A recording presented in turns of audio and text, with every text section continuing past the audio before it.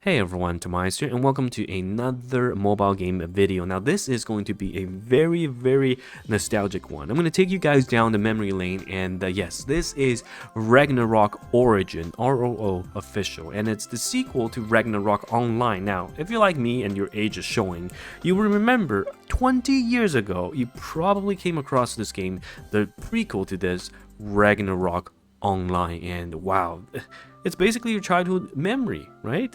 I mean, you played this game after school and all you did was just get online with some friends and select your job, go beat up some bosses and some monsters and level up your character. Now, things have obviously changed in the last 20 years, and this game is no different. The game keeps to its original formula and try to make everything else better, and now it's going to be available on the mobile system and as well as PC. And playing on the PC, you can see I did this on stream as well, and everyone was just having a blast because this was definitely old but gold. And yes, let's talk about it. I'm going to show you my first impressions along with a bit of a guide to what you can do in the beginning of the game.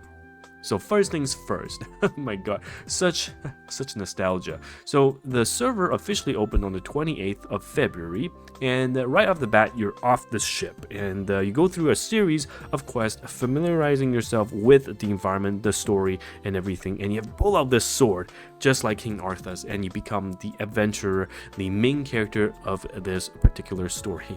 And wow, I can just imagine like the 10-year-old me going through all of this and just thinking, oh my goodness, this is how every adventure starts. The MC, the main character, and yes, it is no different. It's completely, unique to a lot of the other games you play. You're not solving world.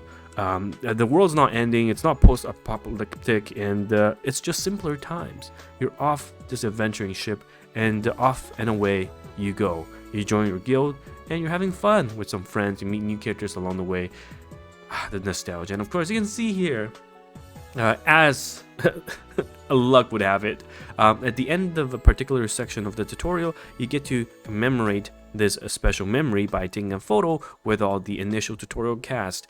And I was just testing out the emojis, but yes, as a commander or culture player, you can see I accidentally clicked some buttons, and this is what I got, the memory of my first I guess picture ever in Ragnarok Online. And yes, the 10-year-old me did not think I would turn out this way. Anyhow, so after through the initial tutorial, you will of course start with the combat. The combat is a lot different than what I remember.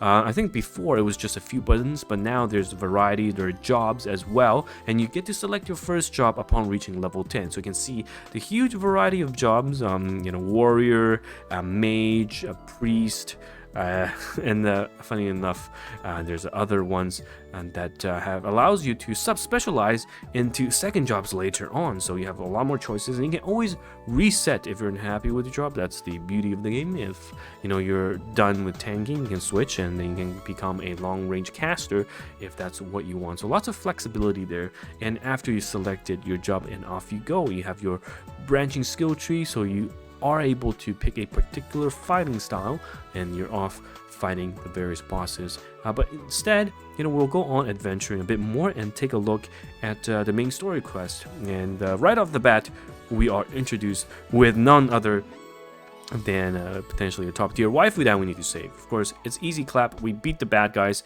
we save the waifu, and off we go. And I just want to say, along the way, the playthrough of the game is absolutely so calming. You're really back into the simpler times, doing fetch quests, doing super straightforward auto pathing quest that I guess it's optimized for mobile, so with a click of a button you can just get there yourself instead of walking. But it's just so relaxing, and as you can see, as always, Chat and I on stream, we had a fantastic time. So fast forward, we reach the next town, and even more quests await us. And as we level up, we also unlocked other different game modes. So now And as you progress through the later parts of the game, you unlock other game modes that you can try out.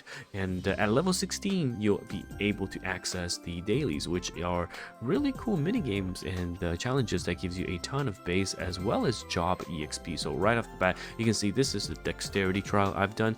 It's actually a bit difficult with my old boomer reactions, but yes, I've managed to finish it and gain a lot of EXP and rewards from completing that. You'll also be able to spin the wheel by completing daily quests. You will be able to get rewards and also host even a themed party. That's right, you can do it with friends, the guildmates, or just yourself. And it is quite cool to have all these social aspects that I don't think other games do nowadays. So that's very interesting. And if you go to the home page, you'll be able to see that there is a server launch celebration. If you complete all the quests within the 7-day period as they unlock, you will be able to obtain the S tier pass Daniel for free. He will come, or it rather will come with the quest line, and yes, everyone will be able to get a copy, which is really cool to see.